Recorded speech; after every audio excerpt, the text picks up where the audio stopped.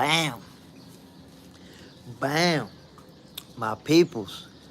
My peoples.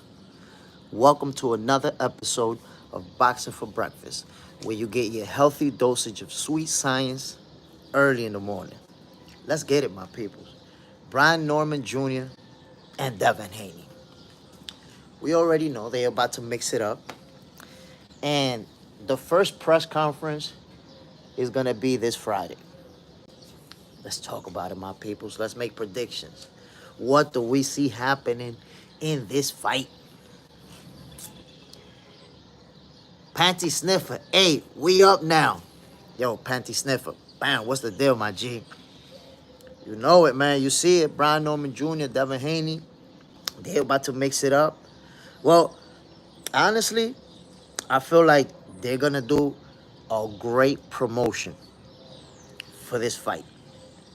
And I say that because, they're going to fight in November. That's 4 months away from now. So if Haney and Norman Jr. are fighting in November, and they're already doing the first press conference now, it tells you that they really going to build this thing up. And you have to think about it, my peoples. This is a big fight. Devin Haney versus Brian Norman Jr. is a big fight, y'all. Panty Sniffer. Brian Jr. recently been doing good, but I still got Devin getting that W. Whoa. Interesting. That's an interesting take. I gotta tell you something though, bro, that we have to consider. Devin Haney chose to fight Brian Norman Jr. He made that decision. He didn't have to fight him. So I find that to be quite interesting that Brian Norman Jr. is coming off of such an explosive stoppage, bro. Think about it. First round destruction of Sasaki. And Devin Haney just decided, okay, I want to go after that belt. That's crazy work. I think during this lead up, that's going to be something that will come up. How Devin chose to go up against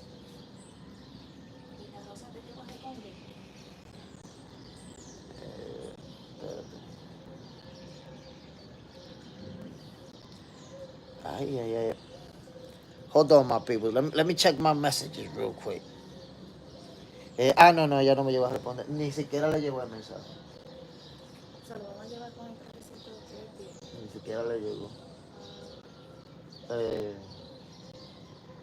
¿Tú sabes qué? No se lo ponga, póngalo en una funda aparte para yo llevarlo. Si hay muchachitos que no están. Hold on, my peoples. Hold on, my peoples. Ooh, angry Mexican in the building. We gotta go at it. We gotta go at it. Give me a second, my people.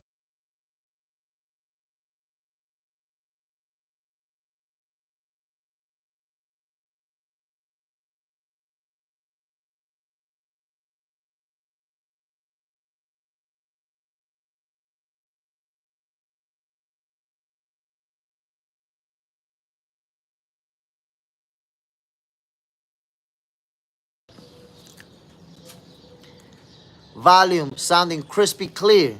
You can hear the birds chirping. Woo! Yeah. I'm using another phone now. This one right here let me down. I realize it's the connection. So we're gonna be using that phone, and now y'all gonna be hearing the birds chirping. Y'all gonna hear everything. But again, my peoples, I think that Brian Norman Jr. is probably, I think we would agree, be Devin Haney's toughest matchup. Y'all probably hear the cat and everything. I think he is going to be Devin Haney's toughest matchup. Just because the tools and resources that he brings. And he's a big guy, yo. Brian Norman is a big kid. And he's young, so he's making weight comfortably. I think, if I'm not mistaken, he's 24 years old. Angry Mexican, Norman Jr. toughest fight at 147 for Devin. Yeah, I agree. I mean, the moment Boost announced that he was leaving the division, I immediately said, Brian Norman Jr. is the man at 147. That's it. This is his weight class. He took over. That's my perception of. Oh, wait a minute. That's my perception of it. So I'm gonna be holding on to this device, my peoples, so I can see your comments and all that. Here we go. Shayla Mazer and I Love Thanos. Good morning, Jay Smith. Good morning, Shayla. Appreciate you dropping in. So again, my peoples, Brian Norman Jr. and Devin Haney. I've been saying it. We're how many months away? 4 months away from that fight. Yet they're already gonna do the first press conference on Friday. Now, when we make predictions, I notice I feel like this is gonna be a 50-50 fight, just because most people feel confident in their pick. I've had people tell me, yo, Brian Norman Jr., he's going to knock Devin Haney out. He's going to knock him out. Maybe they feel that way because of what happened with Ryan Garcia, and then Brian Norman Jr. is a guy who got power. That's how they putting it together. Angry Mexican, when Norman comes forward, his footwork isn't bad either. And that's the thing. He can apply pressure, and footwork is not going to get you away from him. He's going to cut the ring. He's going to be in front of you. He's going to be in your face. Shayla, do you see that one goofy Dana White was in Crawford versus Canelo face-off? Dana White is one of the promoters for that fight, which I believe is crazy, because it's like, bro, how is this the biggest fight in boxing? I'm pretty sure every one of us in here agrees. This is the biggest fight in boxing. And you got somebody who's never been involved in boxing in their life promoting this shit. I need to understand that. I need answers. How? How is that even possible? I don't know. I don't know what to tell you. Angry Mexican, Bill Haney and Norman Sr. need their own press conference. Look, I'm going to tell you what. Bill Haney, there's a lot of people that don't like him. They say he talk too much, he on some shit, blah, blah, blah. But I'm going to tell you what. Bill does a great job when it comes to selling Devin Haney. When it comes to selling themselves to the public. The Nobody 92, my peoples, Jay Smith voice, my peoples. Bam, what's the deal, my G? Shayla, what's wrong today? The audio is clear. I changed the device. I said I had to change device. The other one was letting me down. That's it. It turns out it wasn't the microphone. I kept complaining about the microphone. It was actually the phone. So no new microphone. It's the same one, just the damn device. Yo, you see me doing a show over here, my dude? Yo. You see me? Yo, you see this cat, man? Chill out, son. Doing the show over here. So, let me know, my peoples. Shayla, she wants some tuna. Better get the hell. It's a he. That's Mussolini. Angry Mexican. Cat like Devin getting KO. Looking to get slept out here. Let me know, my peoples. Who do you guys have winning that showdown? Brian Norman Jr. and Devin Haney. Panty sniffers. Cats be interrupting nowadays. Yo, this nigga right here think is his house. And we invading him. Let me know, my peoples. Brian Norman Jr., Devin Haney. Telling you right now, man. Oh, I'm going to give you guys the scoop. I'm going to give you guys the piece of information that you're only getting it in Box Center. Right now. The exclusive scoop from Jay Smith. So if you're with Box Center, if you're part of the Box Center family, you're the first to know. We on it, my people. I was talking about it yesterday. If you wasn't on the live yesterday night, you're finding out right now. Devin Haney is adding a new trainer to his team. And I know that trainer. A lot of you guys may not know him. But within the boxing community, he's very well known. Worked with fighters that you guys know. I can't say who it is right now because I wasn't given the green light to just come out and make an announcement or something crazy like that. But on Friday is the first press conference for Devin Haney versus Brian Norman Jr. So on Friday, you will see that trainer over there. I don't know if they're going to make an announcement before they get there, but you're going to see him. And this guy's a very, very good trainer. In fact, the moment I found out, I kind of was leaning towards Brian Norman Jr. Like, I see it as a 50-50 fight, but I'm kind of leaning towards Norman Jr. But when I found out this trainer is going to be part of Devin's team, it made me reevaluate. Now, I'm not ready to make a prediction because this trainer will have an impact in how Devin is going to approach this fight. So I can't tell you right now, but you do know, I'm telling you without a shred of doubt, Devin Haney has a new trainer on his team, and you're going to find about it. You're going to find out about it officially real soon. And they're going to be like, oh shit, Jay told me on the show. Jay told me.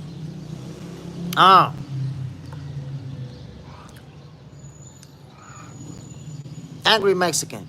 It's so tough because Devin has the experience and skills to get a UD. I mean, I agree with you, man. Devin Haney, we know the boxing skills that he has, what he can do. So, I see it as a 50-50 fight. I was leaning towards Brian Norman Jr., like I said. But now that Devin Haney is bringing in that specific trainer on the team, I'm not sure, bro. I got to evaluate the situation. Boxing on paper. I feel kind of like Bill Haney is doing some Jake Paul strategy, getting clout by making fans mad. I'd be much bigger Devin fan if he spoke more and let his pops speak less. So let me tell you what it is, boxing on paper. And what you say makes sense. But here's what I want you to see. Think about both of these fighters, Devin Haney and Brian Norman Jr., right? And how their fathers are on social media. If you think about it, if you watch them, Devin Haney is not much of a talker. He's not. Neither is Brian Norman Jr. In fact, he preferred not to get in front of the camera and not to talk. He just want to get in the ring, do his thing. That's it. He's not a guy that's looking for attention, when it's time to fight and do the pressers and all that, he does what he got to do. But these are not guys that like to be in front of the camera. So what happens if they didn't have their fathers like that? We might not even know them. Or we would, but they wouldn't be the stars that they are because they're too quiet. So if you don't like Bill, you don't see that he's a necessary evil to promote his son. Because if it was for Devin, he would just be like this in front of the camera, waiting for the questions and answering them. But you got your pops hyping shit up. They're like, look, Devin Haney's pops, Brian Norman Jr.'s pops, they like hype jobs for their kids. They promoting their kids. That's all it boils down to. And if you think about it, consider the fact that Bill Haney gambled, that he went all in on his son when it comes to boxing. Right? He left his previous lifestyle behind and said, okay, I'm going to go all in on this. Devin Haney turned pro at 17 or 16? And he had to go fight in Mexico. They bet on themselves and created their own blueprint for the success that they have now. So while people look at Bill, it's like, this guy. It's all been a strategy for him. Why? Because first, they turned pro when Devin Haney couldn't fight in the U.S. as a professional. That's the first thing. Then after that, they climbed up the rankings real fast, and Devin Haney became the youngest undisputed champion in the history of boxing. So if you look at all the accounts, and if you think about it, that character that you see Bill Haney playing, bro, that's not him. That's what he does for the camera. That's what he does for the promotional aspect. If you look at videos from Bill Haney from 5-6 years ago, he wasn't like that. He wasn't like that. As Devin's star power started to rise, Bill became this character to promote them, to promote the brand. And you gotta admit it, bro, he's done a great job because right now Devin Haney is one of the biggest names in boxing. At least that's my take on it. You know, I Sometimes I haven't been a fan of Bill, some of the things he says, but still, when it comes to the job that he's done with his son, I don't even question it, bro, because look where Devin Haney is right now. Panty Sniffer, I really don't want to see Brian versus Haney. I want to see Ryan versus Devin rematch, or Haney versus Ben. So those two other matchups that you mentioned, I like them, but I do want to see Brian Norman Jr. versus Devin Haney. I want to see that fight. Why? Because here we go, watching Devin Haney shooting for greatness. This is what shooting for greatness looks like. You're moving up and going for the toughest opponent, for the best champion in the division. That's what Devin is doing right now. You see what? I want you to think about this. Look up Terrence Crawford. Terrence Crawford is moving up to the welterweight division. And if you take that into to the 168 division. And if you take that into consideration, he's fighting the biggest gun at 168 in Canelo Alvarez. Well, Devin Haney is doing the same thing at welterweight. He's not moving up multiple divisions. He's not fighting the face of boxing, I know. But still, he's fighting a guy whose nickname is the Assassin. Brian Norman Jr.'s nickname is the Assassin, my people. Angry Mexican, really? I remember Devin had Ben Davison a bit. Listen, bro. Wait till you see. Well, like I said, some of you guys may not know the trainer that's joining the team, but I know him in the boxing community. People know him. And you probably seen him around with other fighters because he's familiar with fighters and all that. Wait till you see. Angry Mexican. You blue balling us, Jay Smith. Boxing on paper. I'm going to make a prediction on the trainer, Sugar Hill. Lock my prediction in. There you have it, my peoples. Boxing on paper got the prediction. Sugar Hill is the next trainer for Devin Haney. We're going to find out. I'm telling you, if they don't make an announcement today or tomorrow, you're going to see him on Friday at the presser. But I'm going to see if I could talk to him later on and see if that's something that I could reveal. But I think that, obviously that's going to be something that they're going to talk about. Panty Sniffer. That's true. Bill Haney is a respectful guy and quiet dude. He just doing those stuff for camera and promoting. That's what I'm talking about. People falling to the character and don't realize that this is just a character. That's like you hating Ric Flair. Like, oh yeah, I hate Ric Flair because he's always woo. Bro, that's a character that he made money off of. That's not him. Boxing on paper. I get what you're saying about Bill. Makes sense. I'm telling you, Bill Haney, people that know him personally say, yo, Bill Haney a good dude, a cool-ass guy. But when that camera's on, he's working. That's the thing. People don't realize that. When you see Bill Haney doing all that trash talking and we're going to beat you up or you trash it, yo, he's actually working. That's what he's doing. And people see it like, nah, this nigga's a clown, this and that. No, bro. He knows exactly what he's doing. And you have to take it into consideration. Look where they are right now. One of the most accomplished young fighters. One of the most popular young fighters in the game. And one of the best. So, Bill, we have to... Look, whether you like... I respect anybody who doesn't like Bill. But whether you like him or not, at least you got to acknowledge that Bill Haney has done an amazing job with Devin's career, my people. I think that's something we cannot, really even dispute. David Balogun. Haney has already peaked anyway. I don't know, bro. I don't know. I wouldn't say that. And the reason I tell you that is because he's making his, this is pretty much his debut of fighting a world champion at the welterweight division. You have to see that performance. Plus, I'm going to tell you the perception of Devin Haney's last fight versus what Devin Haney's last fight actually was. David Balogun, his Regis and Cambosos wins are his best and sharpest outings. I only see his regressing. Norman is going to smoke him. So, let me tell you something about Devin Haney. He's a fighter who has been accomplishing his whole life. But what happened? The moment he took a L, because it was reversed, right? The outcome was reversed because Ryan Garcia was allegedly on steroids. So I want you to take this into consideration. Devin Haney is undefeated and one of the most accomplished fighters right now.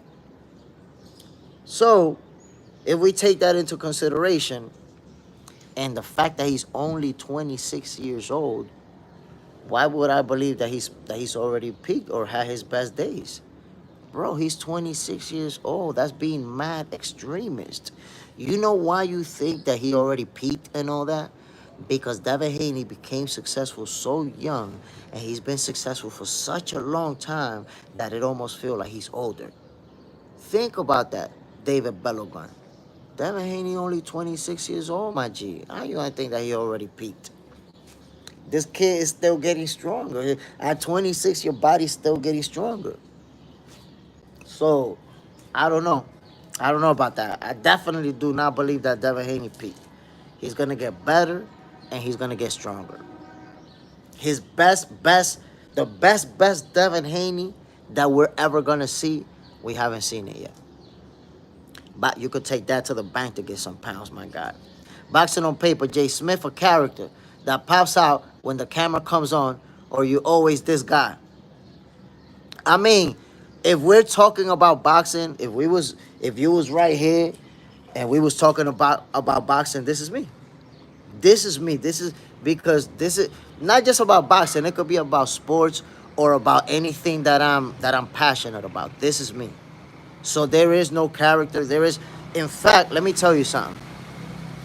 When I was gonna monetize the YouTube channel, a couple of people try to persuade me to come up with a character to inflame people because then I could get traffic and I could make money and I was like, bro, Box Center is not about a character. This shit is not a circus show. Y'all never gonna see me capping to try to get views. Y'all never gonna see me making stuff up. You're gonna see me come and give you what I got. Talk to you about what I know is going on, what I know is happening, and do my best to give you my expertise.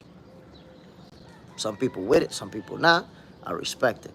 But one thing you're never gonna see me is capping, bro. What you see is what you get with me. That's what I could tell you. Sometimes you see that people disagree. Sometimes you see that people agree. And I react to that, and we go back and forth. What you see is what you get with Jay Smith, my brother. Matt Gomez. Devin ain't doing nothing. I don't know, man. Like I was saying earlier, Devin Haney got a new trainer on his team. And because of that alone, I have to reevaluate this whole thing. I saw it as a 50-50 fight. I was leaning towards Brian Norman Jr. But even so, I was like, damn. You know, it's still a 50-50 fight, but I think Brian Norman Jr. might sleep Devin. Now that Dev got that new trainer, I got to reevaluate. It's 50-50, but I'm not leaning towards Brian Norman Jr. anymore. Now I'm there in the middle like this. Whoa, wait a minute. Wait a minute. It's going to be interesting. Like I told y'all going to find out real soon who's going to be his next trainer. Hochi Henao, you stay consistent. No doubt, my G. That's what it's all about. Staying consistent, doing what we do.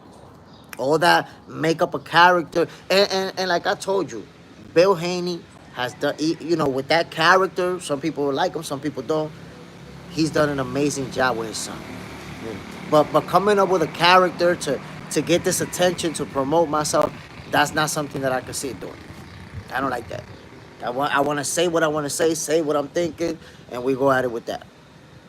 Angry Mexican. Shajak takes a clickbait is what a lot of people do on here. And I look, I hate it. I understand that it works. I've had people, listen, there's people that I've worked with that I see that they do clickbait stuff, and because of that, I don't deal with them. Like, nah, I'm good. I'm good, fam. Do your thing. Cause I'm not with it. I don't like that. If you guys notice, when you come on the show, we're talking about actual upcoming fights, fights that took place. We're making predictions. We're on some boxing shit over here. It's boxing. This ain't a circus show. This is for the real boxing fan. Matt Gomez, he's a runner now. Fears the loss more than willing to fight to win. Survival mentality. They got to pick in his few fights carefully. He can be put in tough early. So I gotta say something about that Matt Gomez that I want you to consider. Jose Ramirez only had one loss, and this is a former world champion. This is not a bum. This is a world champion, a legit world champion. Nobody questioned that. So if Devin Haney beat him and pitched a shutout, he dominated. Why exactly is that seen as survival mentality where you dominated the guy?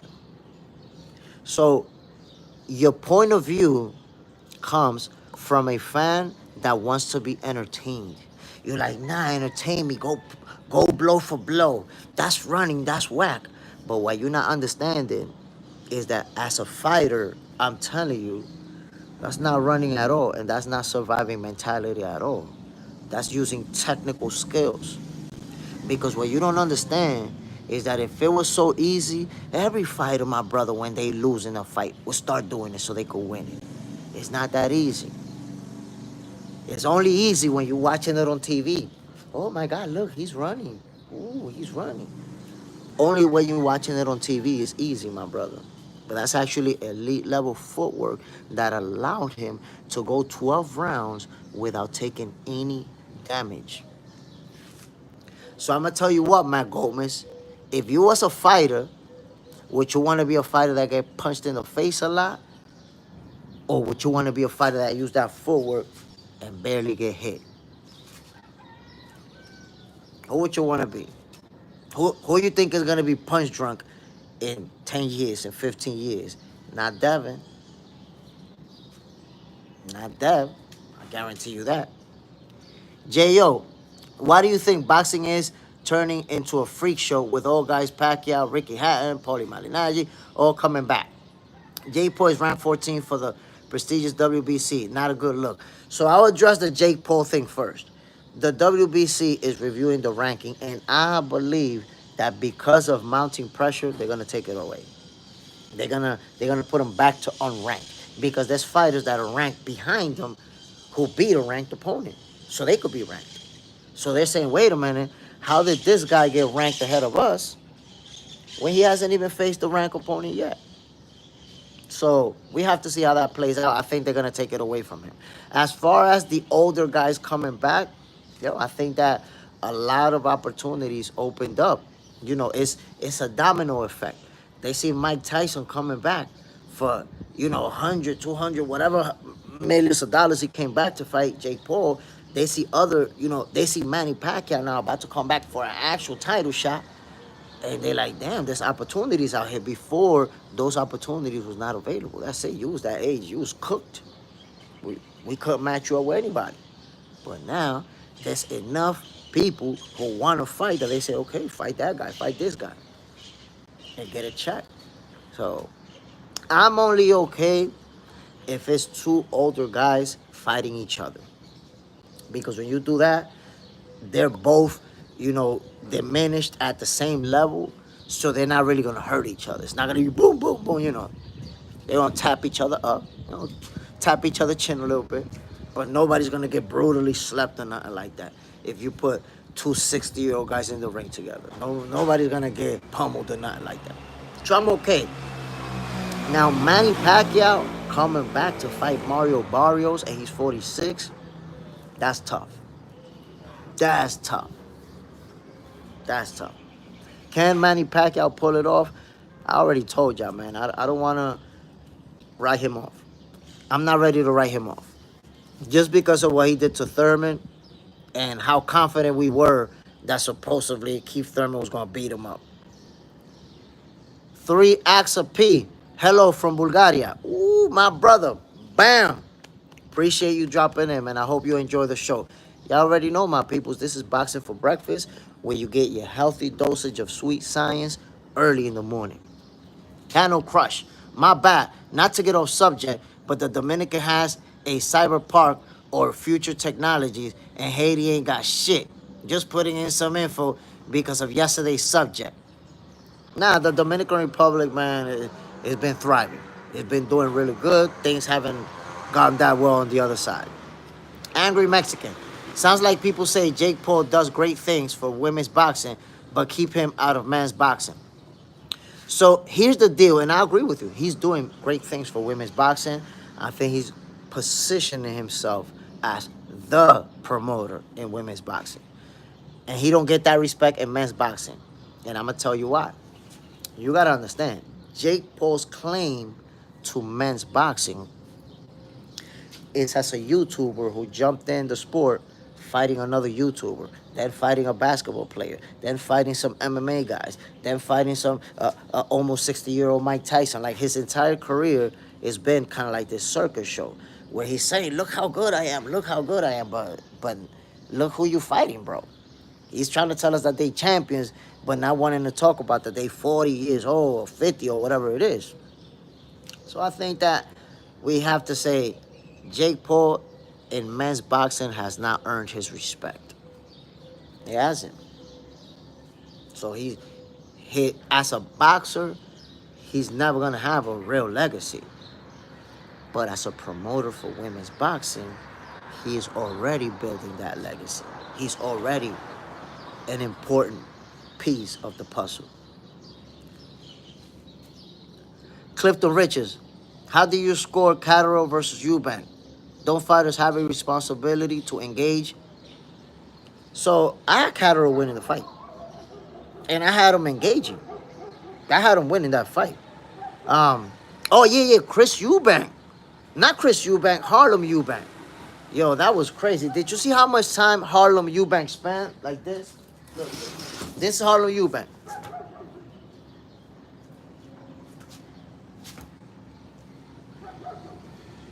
Like, bro, what are you doing? What are you doing? He was posing like crazy. Then he would get punched in the face and start smiling. Like, bro, you out here getting beat up. What you smiling about? Trash talking. So to me, Harlem Eubank was losing that fight. To me, he's delusional that he actually went and said that he felt like he was winning. And they took it from him. Bro, you was out there getting beat up. And what you say about the responsibility of fighters to engage, you got to understand, my guy, boxing is a sport. But it's a brutal sport. Where just 4 days ago, somebody lost their life in Phoenix, Arizona. So the responsibility of a fighter is to find a way to win the fight. It's inevitable that you have to engage. You cannot win without landing punches, right? But how you engage, how you approach it, there is no responsibility to do it so that the fans can enjoy it. Because I'm putting my life on the line, my brother.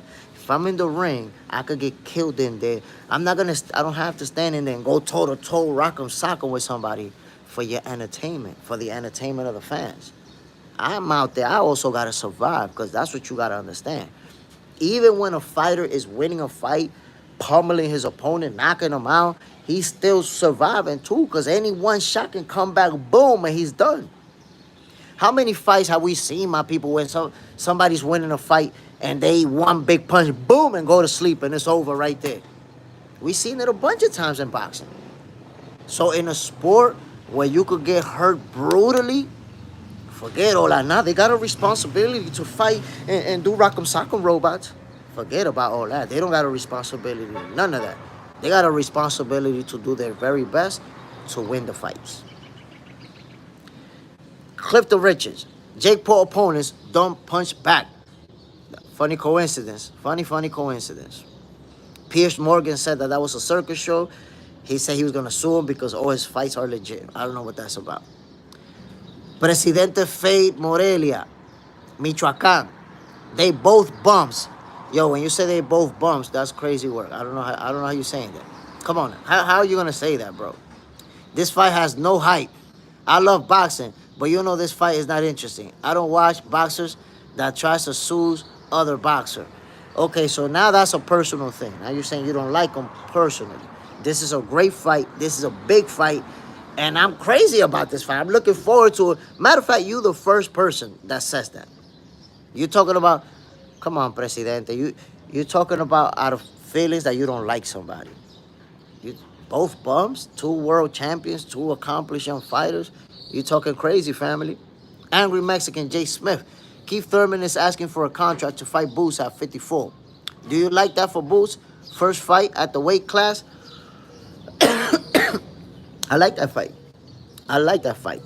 And the reason I say that is because Jerome Boots Ennis already became a champion in unified titles at the welterweight division. We already see that his popularity is rising, but he still doesn't have a name in his resume. We're waiting for him to... Remember, it was close. It almost happened between him and Ryan Norman Jr. So when are we going to get this fight where Jerome Boots Ennis is finally tested, where we get to see him fight one of the big dogs? Keith Thurman looked real good in his last outing. Explosive, if you ask me, right? Fair enough. An explosive knockout. It was versus an inexperienced opponent, but Keith looked good, looked sharp, fast, strong. He looked like the old Keith. So Keith Thurman versus Jerome Boots Ennis, count me in. Count me in. Matt Gomez. I get being mobile, but Devin was on his bike and at the top level. He should have gotten the dude out of there. You see, that's a problem, Matt Gomez, when you say he should have gotten him out of there. Maybe it was the Times Square event. Lopez was the only decent fight that night. It doesn't go like that, my brother. Every fight is not going to play out as entertaining. Every fight is not going to play out as interesting. The job is to win. I want you to think about that, Matt Gomez. Feel me on this.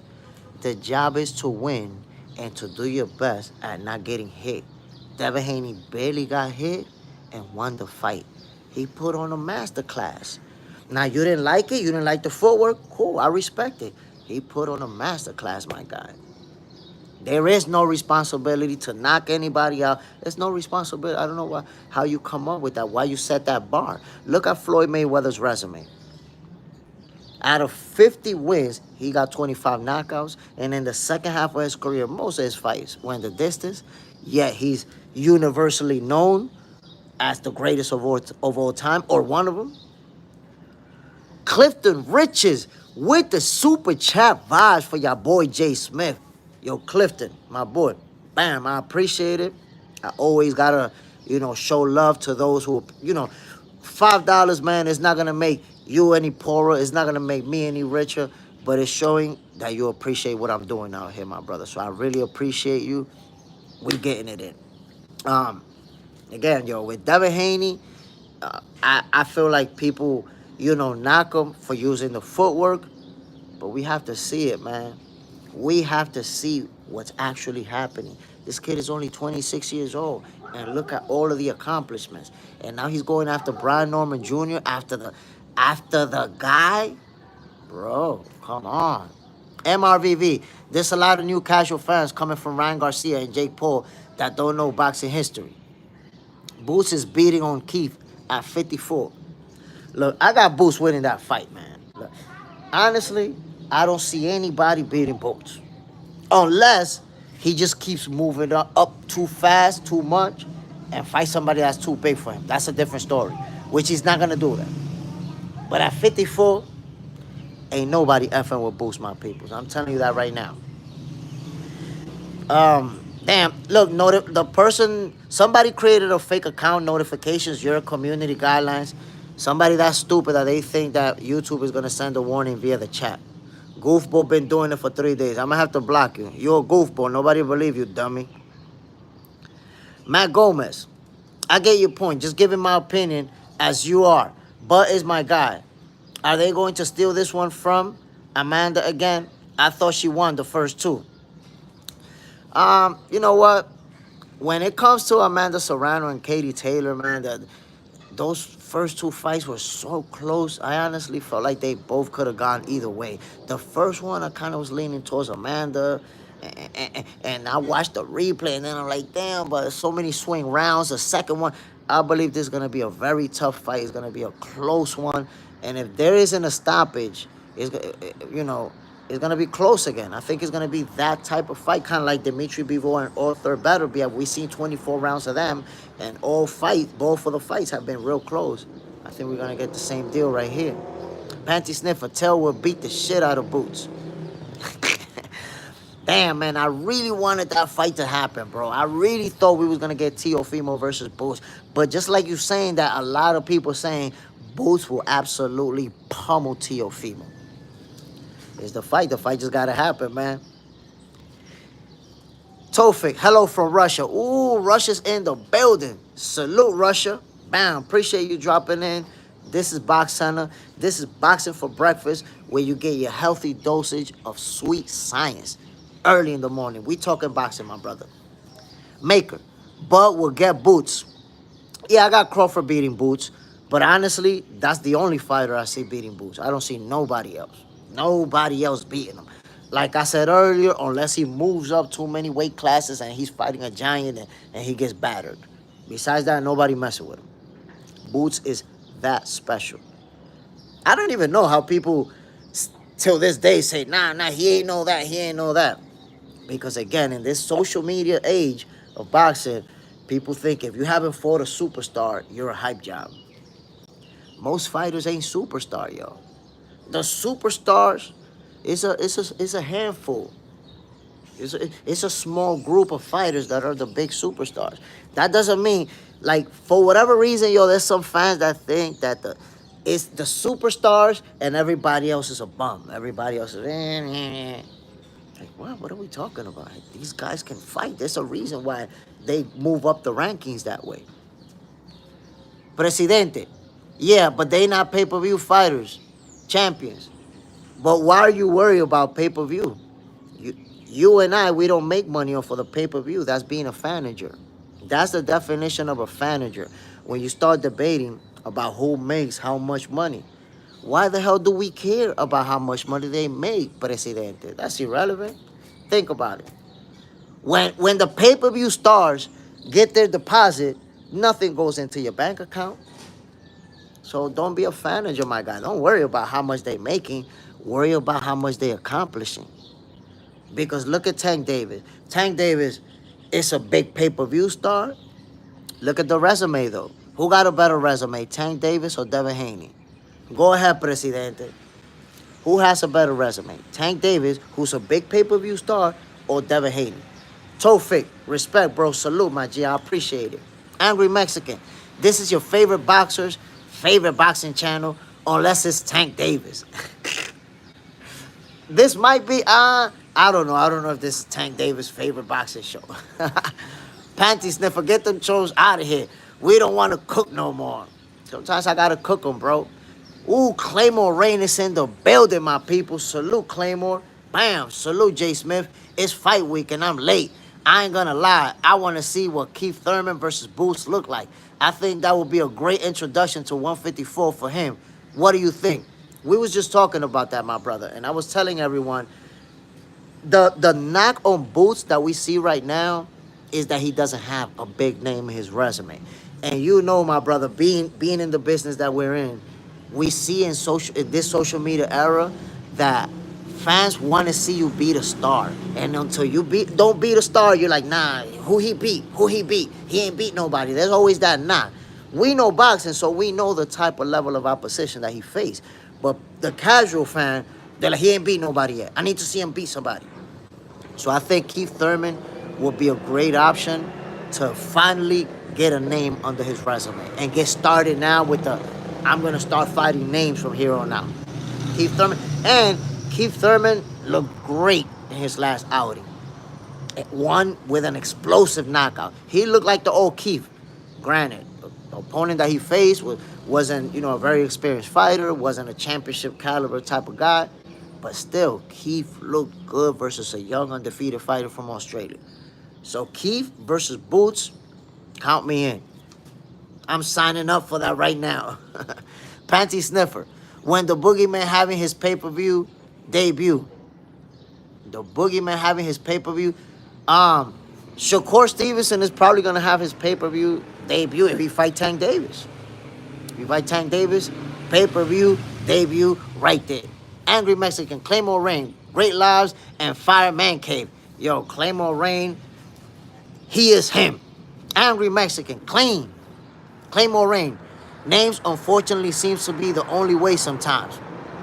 That's just the reality. This is because now we're playing the popularity game. So if you don't fight somebody that already has popularity, it's like you can't get that respect or that popularity from the fans. It's unfortunate because we should go by skills. The more accomplished fighters should be the most popular fighters, at least in my opinion. But look at Tank Davis. If we measure Tank Davis and Devin Haney's accomplishments, who's the more accomplished fighter? I won't answer the question. You guys can answer it. But I will say the fact. Because the answer to that question is an opinion, right? Who got a better resume? Tank Davis, Devin Haney. The answer is an opinion. But I will say, Tank Davis is 30 years old. And Devin Haney is 26. So who's more accomplished? Tank Davis makes more money. He's the bigger star. Fans like the knockout. But who's the more accomplished fighter? Angry Mexican. Keith comes back great from inactivity. Doesn't seem to slow him down much. I have to say, assuming, I think this is a reasonable assumption, that Keith Thurman, when he comes back, he always has a great training camp. And he shows up to fight in tip-top shape. Presidente, Tank, bro, are you serious? Tank is an elite fighter. And the best in his weight class, bro. Tank will kill Haney. But Presidente, why you not telling me who's a more accomplished fighter? I didn't ask you about none of that. You see how you arguing like a tankomaniac. In fact, you are a tankomaniac. Because I asked you who got the better resume. And look at your answer. Tank is elite. He the best in the class. He will kill Devin. I didn't ask you if Tank was elite. I know that Tank is elite. You say that he's the best in the weight. I didn't ask you if he's the best in the weight. I asked you who got the better resume. Me and you know why you can't answer that, Presidente. We know why you don't want to say who got the better resume. And you go into this rant about Tank being elite. Like, nobody questioned that, bro. Claymore Rain. This one may touch home. Is Alberto Puello going to show and prove his we?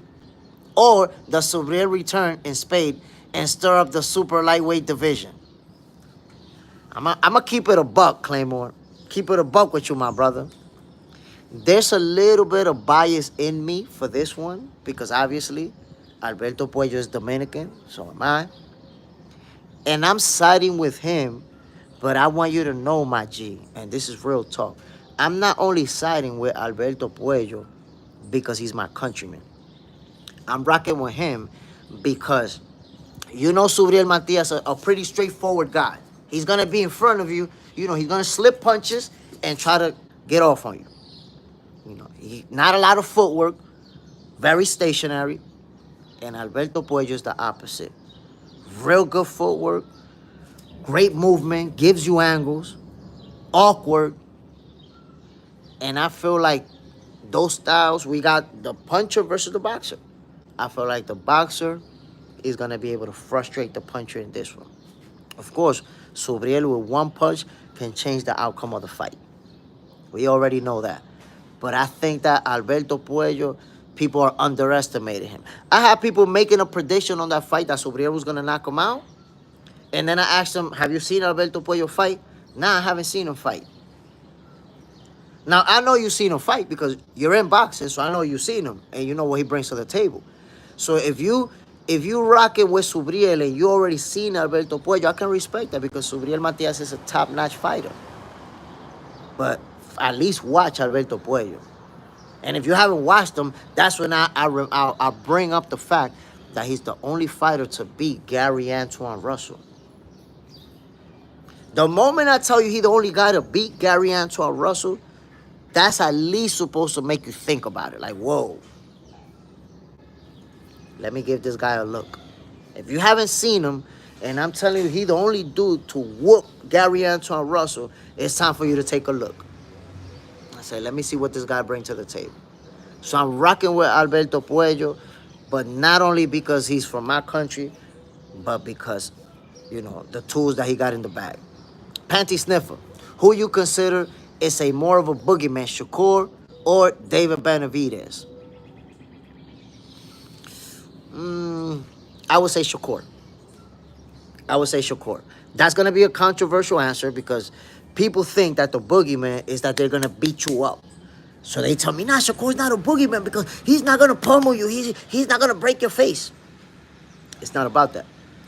The boogeyman is about people not wanting to fight you. It's about people being scared. It's not that Tank is scared of being pummeled badly by Shakur.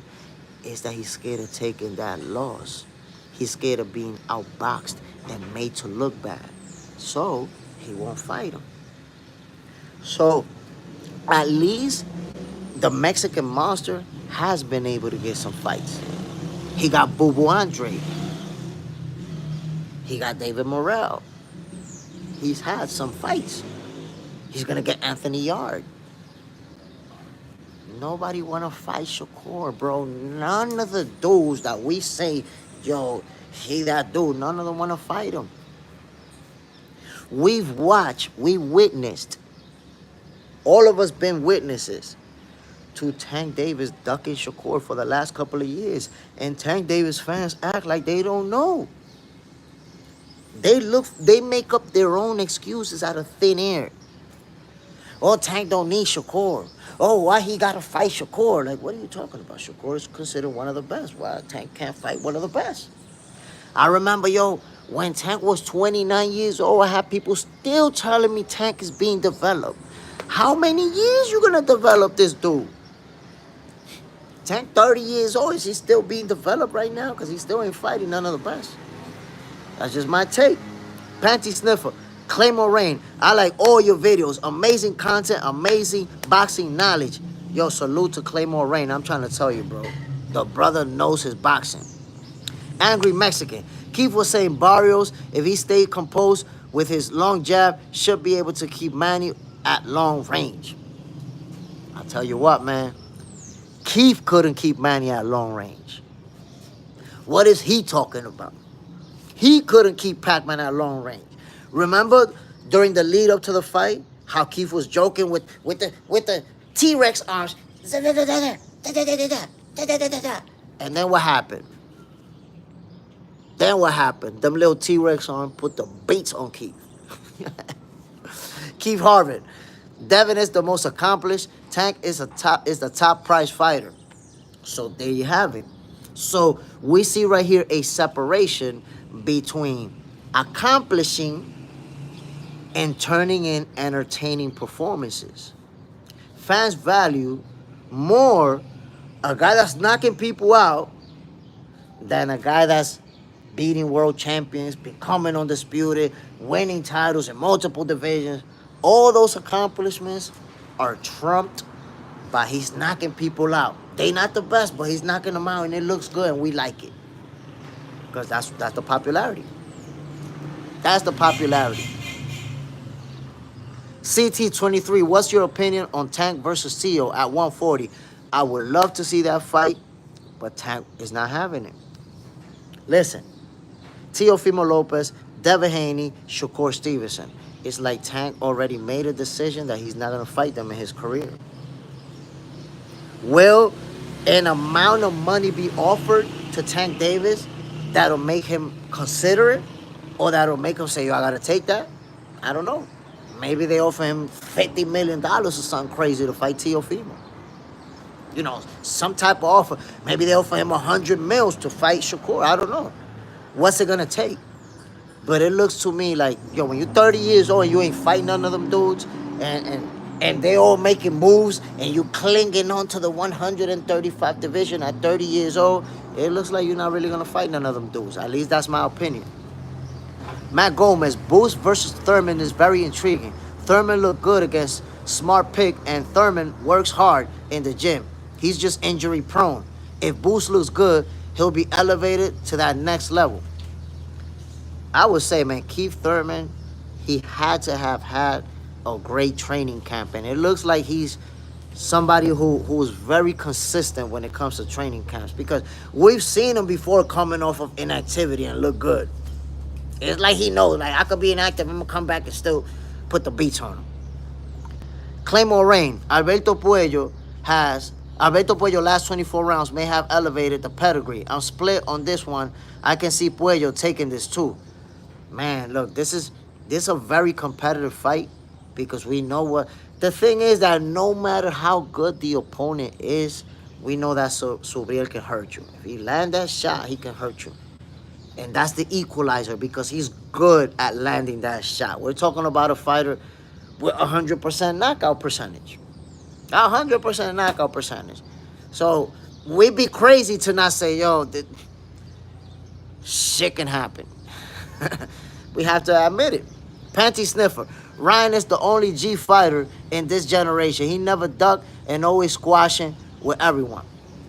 Look, but the thing about Ryan Garcia is that he's been like that from the beginning, a guy who's wanted those big fights.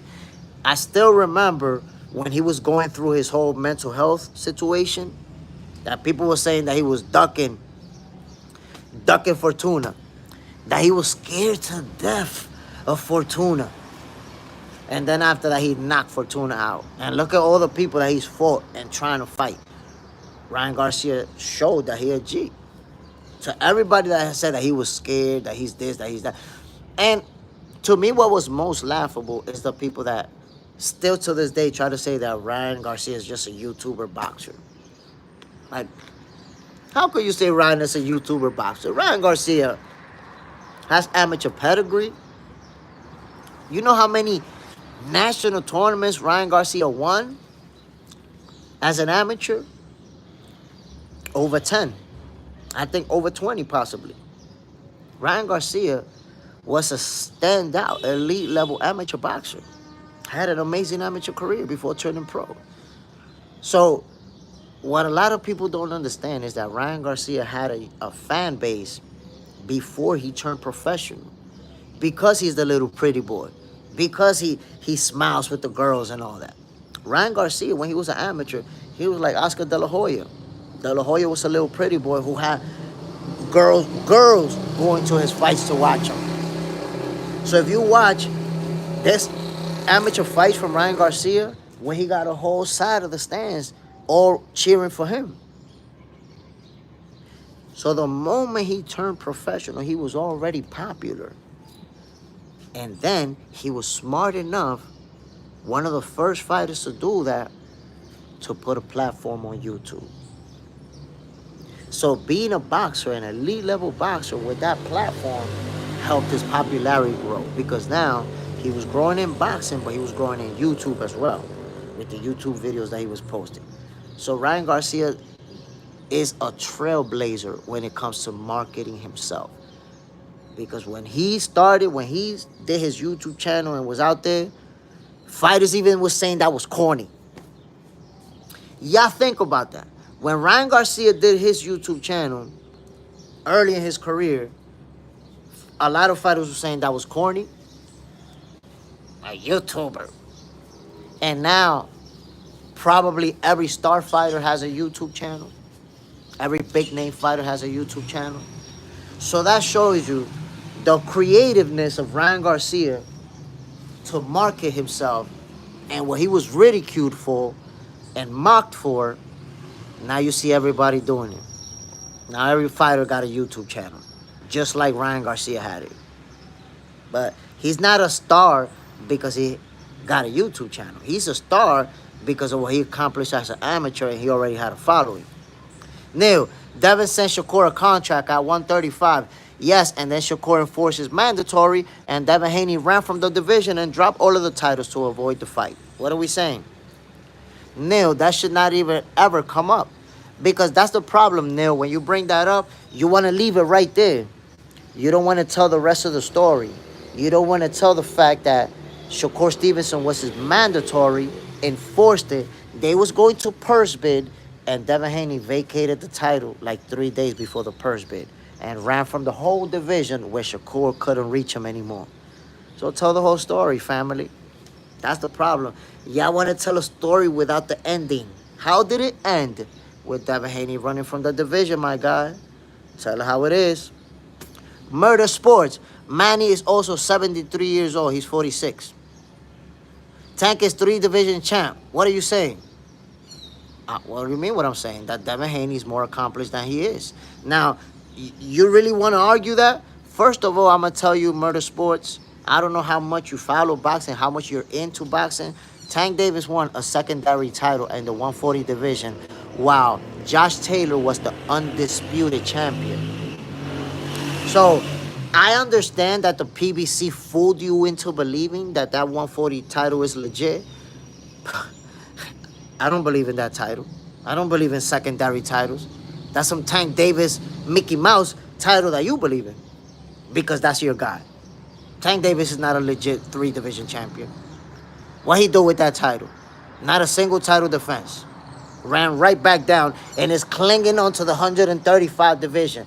Bro, you're 30 years old and clinging on to a lower division to fight smaller guys.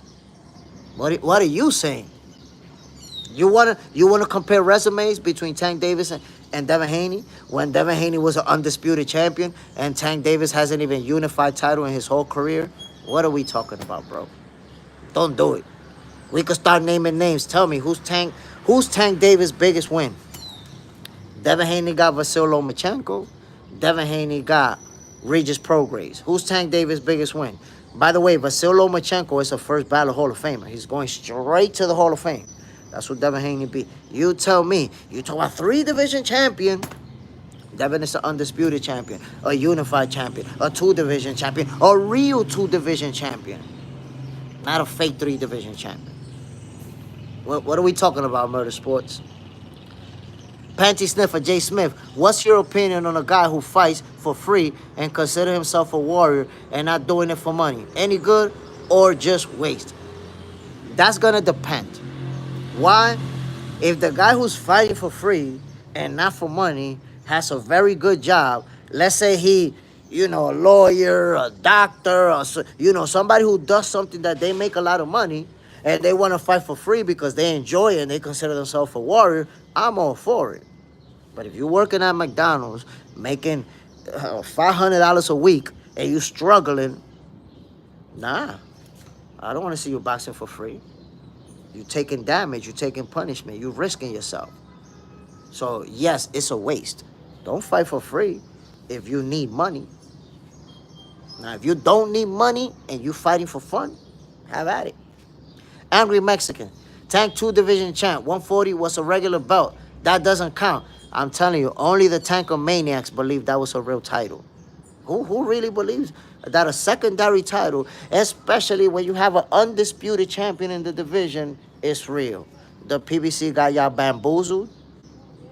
The PBC got you hoodwinked, run amok, bamboozled. Y'all really thought that title is real. My good. That's why people need Box Center in their lives. You need Box Center so I can help you understand what's real and what's fake.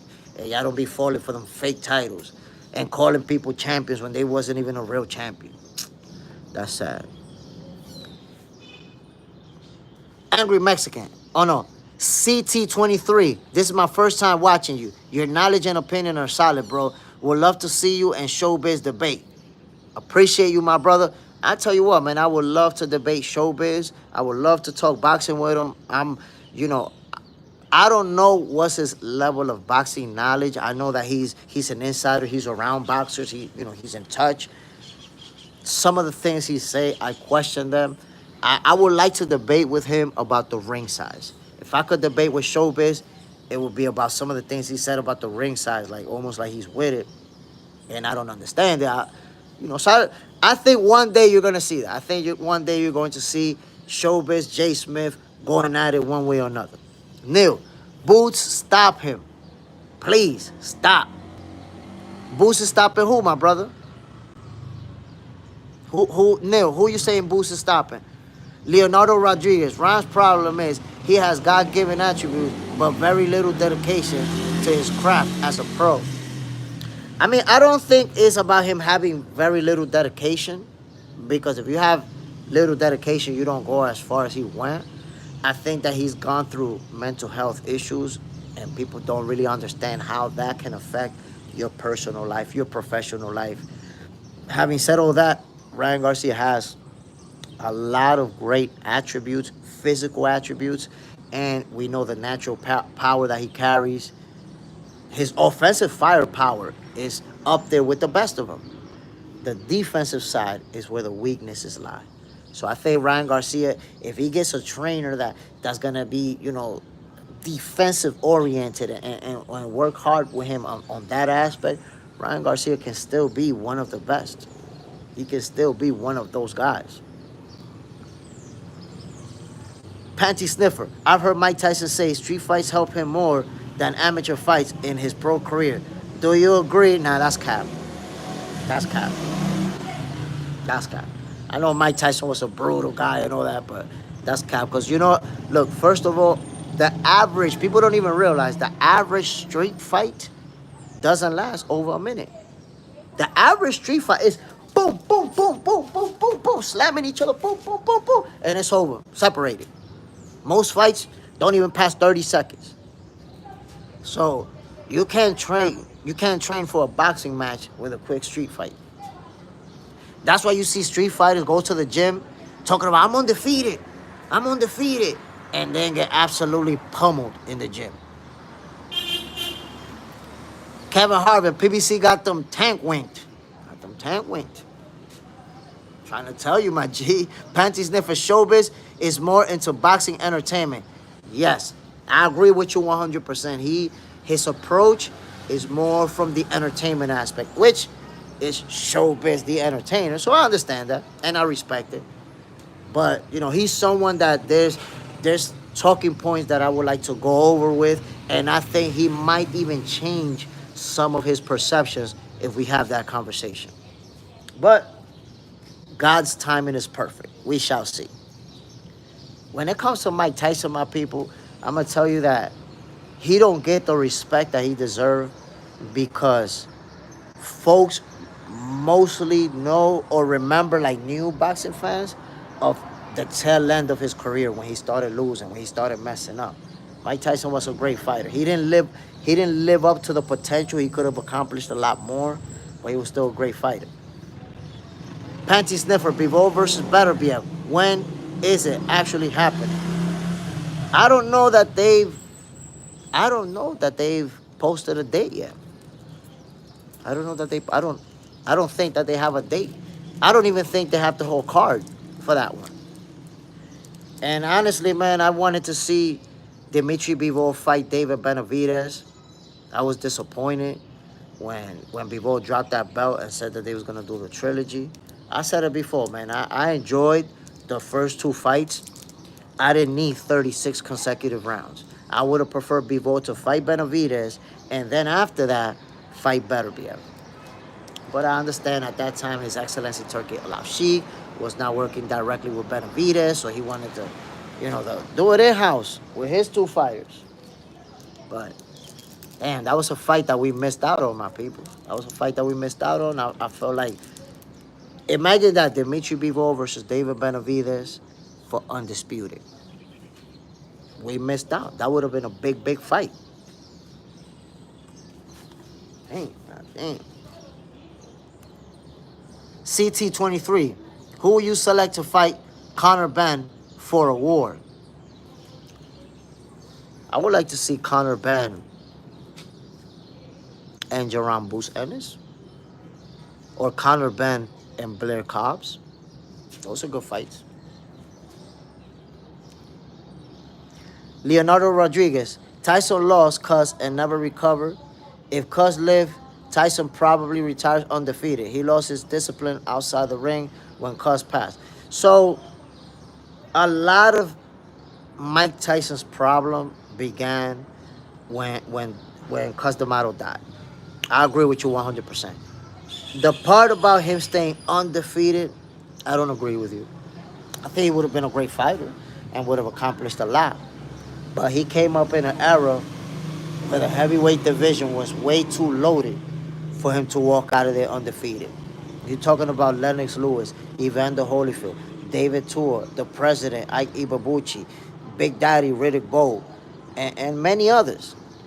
Too many big, big punching, big size heavyweights for Mike Tyson to get out, pull off a whole career undefeated. I don't think that would have happened. But I do believe that he would have been able to stay a world champion a lot longer. He would have been able to win more, like loss and go back to championship and loss. Like he would have been a 3 or even 4-time champion. And it didn't play out like that because, his personal life went downhill when the old man died. Shayla, Messer, and I Love Thanos. You agree with Bivol fans saying he didn't duck David and he just want to keep his promise to Beterbiev and give that third fight because Beterbiev gives a rematch too? I understand it, but I don't agree. To me, he ducked. I don't want to hear it. You know why? Because you can't have a fighter over there, right, avoid a mandatory and vacate a title and call him a duck, but then when Dimitri Bivol does the same thing, you say, oh no, because he did it for the right reasons. This is different. No. Me, I keep the same energy for everybody. That's why I say some boxing fans are way too biased. Way too biased. They'll say this guy's a duck, but that guy isn't when they did the same thing. Good morning, Ryan. Come over here. Mussolini, be careful. Come over here, Ryan. So, to me, everybody who drops a title and leaves the division or drops a title to avoid that fight, you a duck. Don't use that energy for some fighters and skip it for others. Come on now. When Devin Haney dropped the title, he ducked Shakur.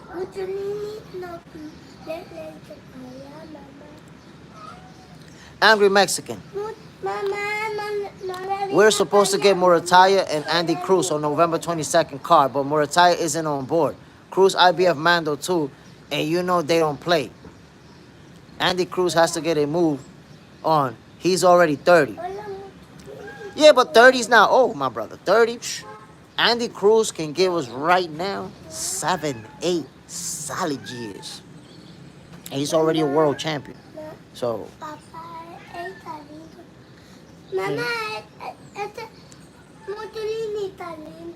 Coach Henao, you should be calling boxing fights.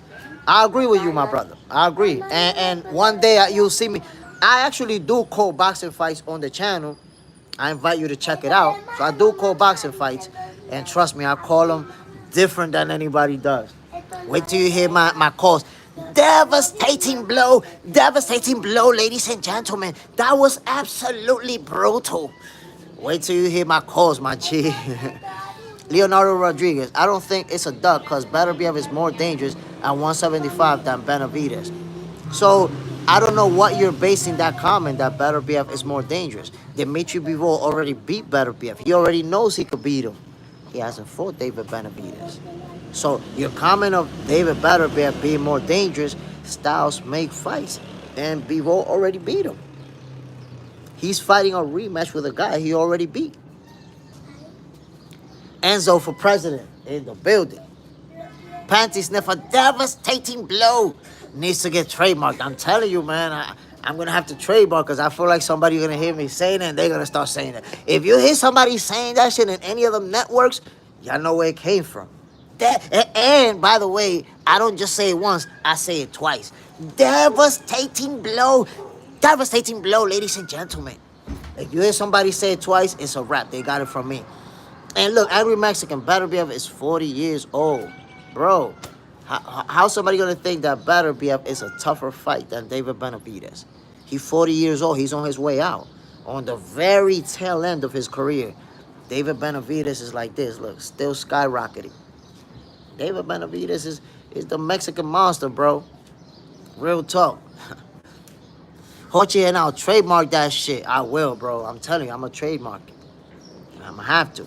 Leonardo Rodriguez, Jay, with Davis' performance at 175 so far haven't been impressive. That's what I'm trying to tell you, my brother. Styles make fights. His performance is irrelevant. This was going to happen when me and you fight. That's irrelevant. That's irrelevant, my guy. It doesn't matter that performance that he had. I mean, think about this.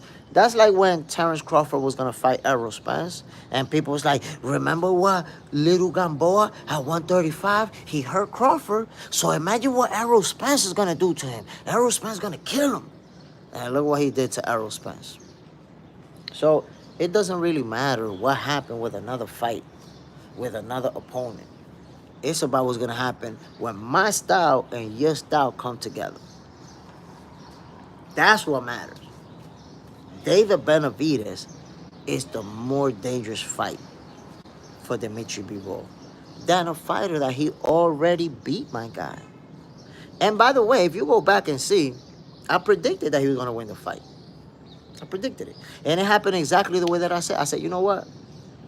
Dimitri Bivol was very close to winning that first fight. I think he's going to make the right adjustments to outbox him. Because when he gets in trouble, it's when Beterbiev closes the gap and he shells up. He said it himself. Even when punching through the gloves, he felt the crushing power of Beterbiev. For this second fight, he made some adjustments with the footwork, with the movement, and you saw he didn't take damage like that.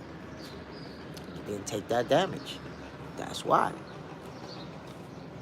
Panty sniffer Beterbiev is the hardest puncher. Leroy, you too corny to even read what you got to say, man. You a loser. Get out of here, you loser. Panty sniffer, here we go with the trolls. You know. But my peoples, if you're in here, if you're an admin, when the trolls come in, don't kick them out. Let me give them a little sign to go home with. A little go-away present. Panty sniffer, light heavyweight, 175. What are you saying about 170? Beterbiev is the hardest puncher at 175.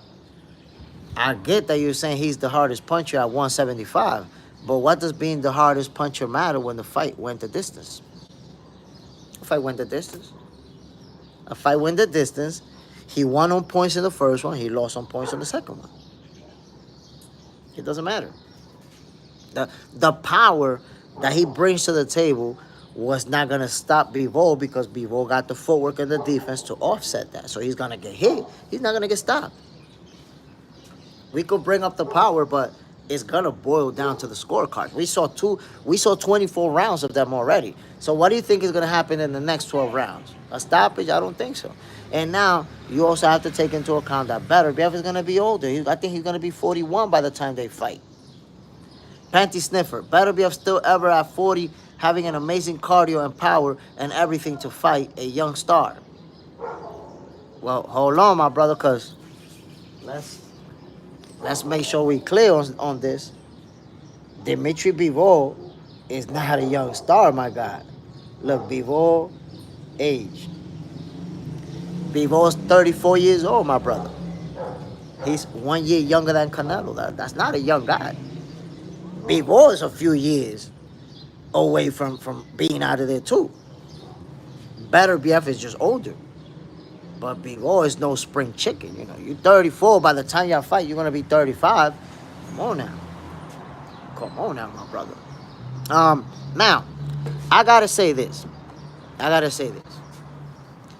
If His Excellency Turki Al-Sheikh was not involved in this whole situation, I believe Dimitri Bivol would have fought Arthur Beterbiev. Would have fought David Benavidez.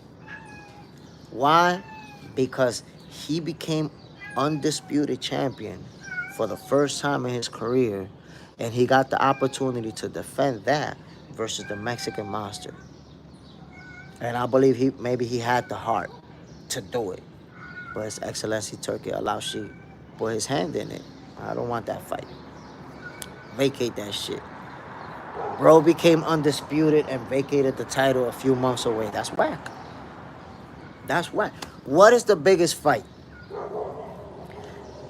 Bivol versus Beterbiev a third fight, now 36 rounds, when we already seen 24, when we already know how this fight is going to play out? Or Dimitri Bivol versus the Mexican Monster for undisputed? What is the bigger fight? Leonardo Rodriguez, Jay, come on, who thought Marquez was going to cash Pat? The power is always an issue, no matter the amount of rounds you spend in the ring. But my brother, you're repeating what I was saying earlier. Exactly what you said, I was saying earlier about the power. But the point is that this fight went the distance. The second fight went the distance. The third fight may go the distance as well. Could very well happen. Hola. So yes, a knockout can happen in any fight in boxing. Any fight in boxing can end in a knockout. Any fight in any division.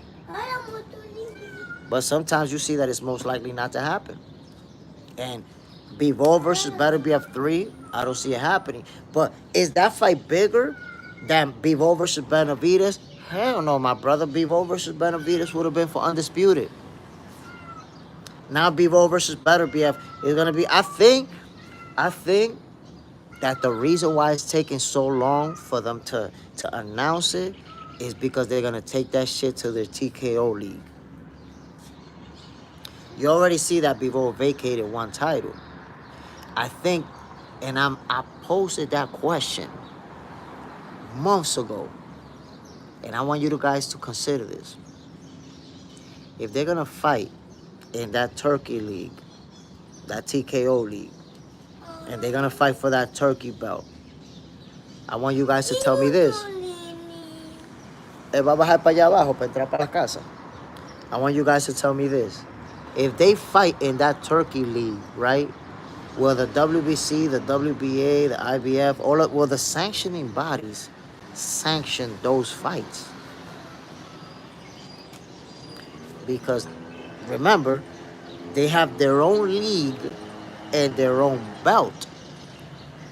So if the sanctioning bodies don't sanction those fights for the TKO league, then the belts that Dimitri Bivol has won't be on the table for the fight. But you guys tell me, what do you think is going to happen? Are the sanctioning bodies going to sanction the fights that are going to take place in that TKO league? Because the fact that it's taking so long for them to talk about, share any details about the Bivol Beterbiev trilogy fight, I think that they may be working out to roll out the TKO league with that fight. That's what I think is going to happen. My peoples, I'm about to end this live. Before I do, as always, I want to give a shout out to everybody who showed up this morning for Boxing for Breakfast. Leonardo Rodriguez, Panty Sniffer, Hochi Henao, my brother Claymore Rain, Angry Mexican. Who else? Who else was in the building this morning? Shayla, CT23, Murder Sports, Matt Gomez, Kenneth Harvin. Who else? Who else was in the building? Tofik, and everybody else who showed up, my people. He went downstairs. He went downstairs. I don't know. He went downstairs. He's gonna go outside. My son is looking for Mussolini. He's gonna go outside. He's gonna go around, and then he's gonna come up the stairs. Go see if he's coming up the stairs. Go see. Ve a ver si viene subiendo por ahí, por la escalera. Llámalo.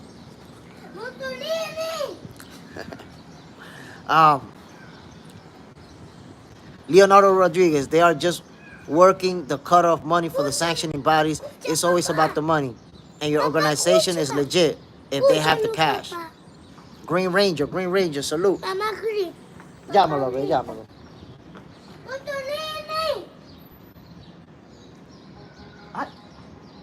Pues yo. ¿Y qué te dijo? My peoples, I'm about to get the hell out of here, man. Y'all already know what it is. This is Boxing for Breakfast, where you get your healthy dosage of sweet science early in the morning. Tomorrow, you know it, at 6 in the morning. Don't miss out on your Boxing for Breakfast, my peoples. You get your boxing fix this early, Where else you gonna get this boxing? Where else? Boxing for breakfast. Which, by the way, my people's Box Center is your favorite boxer's favorite boxing show. We headed for number one, y'all. I promise you. Box Center's gonna be the number one boxing show. Don't get around it. Jump in the bandwagon, my people. So I'm about to get the hell out of here. Green Ranger, I appreciate you, my brother.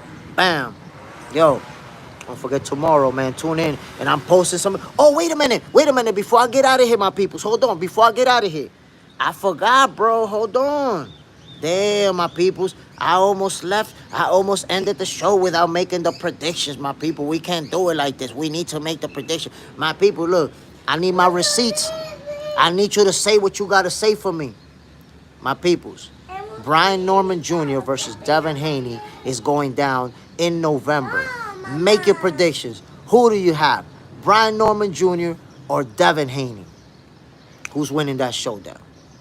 Let me know, my peoples. Kenneth Harvin, we appreciate you, Jay Smith. Thanks. I appreciate you too, my brother. Bam. So let me know, my peoples. I don't want to get out of here with some of your predictions. Do you got Devin Haney beating Brian Norman Jr. or does Brian Norman Jr. put the beats on Dev? Donald Berry, the first one to chime in. Brian Norman Jr. Whoa. How do you have it playing out, my brother? Does Brian Norman Jr. take Devin Haney into deep waters and finish him, or does this fight go the distance? How do you have this showdown playing out, my guy? Mussolini está allá abajo, Liro, viene ahora. Ooh, knockout, my peoples. Donald Berry says that Brian Norman Jr. is going to knock Devin Haney out. Kenneth Harvin, I like B. Norman Jr. Whoa. How do you have it playing out, Kenneth Harvin? Leonardo Rodriguez, Brian Norman Jr. going to sleep him. Devin won't be able to use his size on Brian Norman Jr. Damn, Devin is going to sleep like that? Jumping sheep and all that? Whoa. Let me know, Kenneth Harvin, how does Brian Norman Jr. win this fight? I want to point something out to you guys. Maybe some of you just joined the live. I gave an inside scoop here in Box Center that you're not going to hear anywhere else. Only you guys know. Kenneth Norman says Brian Norman Jr. is winning by decision. What I'm about to tell you, if you're not in Box Center, you don't know this. Unless you're in the inside. Devin Haney is adding a new trainer to the team. Now, my take was that Devin Haney, Brian Norman Jr. is a 50-50 fight, right? But I was leaning towards Brian Norman Jr. because how explosive he was in that last outing. And the last couple of outings, he's been so explosive. But this new trainer that Devin Haney brought into the team is making me reevaluate. I'm no longer leaning towards Brian Norman Jr. I'm right in the middle. I was like this for Devin. I'm like this now. Papa, you're daddy. Ay, be careful. No, Papa, esto es mentira. Leonardo Rodriguez. Hold on one second. Papá, esto es mentira. Esto no me puso. But be careful. Be careful. Pero mira, yo le di a Patito. Okay. Be careful. Don't touch it hard. Leonardo Rodriguez. Sandman is coming in November. Kenneth Harvin. Who's the trainer? So, okay, so this is a situation, Kenneth. The trainer, I know him personally, and I was talking to him yesterday, and he confirmed it for me. But I'm not at liberty to say because, you know, they haven't made an announcement or anything like that. So it's not a good look for me to come when they haven't even announced, oh, yeah, this train is going to, you know, they didn't give me that green light. So on Friday is going to be the first press conference, and he's going to be there. He already told me that he was headed to New York yesterday. So you're definitely going to find out on Friday, or they might announce it before that. You know, it's not one of these superstar trainers, but it's a trainer who's very well known in boxing circles, elite level guy. And some of you may know him. Some of you seen him around with big name fighters. But the fact that he joined Devin's team already made me reevaluate. Wait a minute, I'm not leaning toward Brian Norman Jr. anymore. Now I gotta reassess the whole thing once again. Leonardo Rodriguez. Devin can't get away from his bad habits. Punches are his kryptonite. His size has helped his flaws. At 147, he'll be exposed. Damn, you don't like Devin Haney, my brother. Devin Haney's a good fighter. Devin Haney's a great fighter, bro. He's 26 years old. And at 26, he's one of the most accomplished fighters in boxing. You got to give him his credit. Go get the money. Yerk, J. Smith, Kevin Harvin. He must be a defensive whiz. He's defensive and offensive. Technician. I would say, dare I say, he's a perfectionist. Leonardo Rodriguez. Great. At the smaller weight, Jay. Nah, it's not even at the smaller weight. He's challenging Brian Norman Jr., the biggest, the best fighter, the best champion at the welterweight division. That show you where Devin Haney's at. Show you the type of fighter he is. My peoples, I do got to get out of here. I got to take my son to school. I got to go to work. Yo, first of all, man, again, I want to say salute to everybody who chimed in today. Tomorrow at 6 a.m., we're going to be back on. Maybe I'll be able to give you an update as far as who's going to be Devin Haney's new trainer. I'm going to see if I can talk to him later. Yo, we're going to do it again, my peoples. Y'all already know it. This is Boxing for Breakfast, where you get your healthy dosage of sweet science early in the morning. I'm Jay Smith. We're going to do it again tomorrow, my peoples. Salute. Bam. Peace. You already see it, man. I'll see you guys tomorrow. Leonardo Rodriguez. I'm at work already. My day starts at 4 a.m. You already know, my brother. Have a good day at work. Green Ranger, my brother. Everybody, y'all already know. Have a good day at work. Have a good day. Have fun. Don't have too much fun. Just a little bit of fun. But have a good day overall, my peoples. One love. I'm out. I gotta have breakfast too, man. I'm hungry.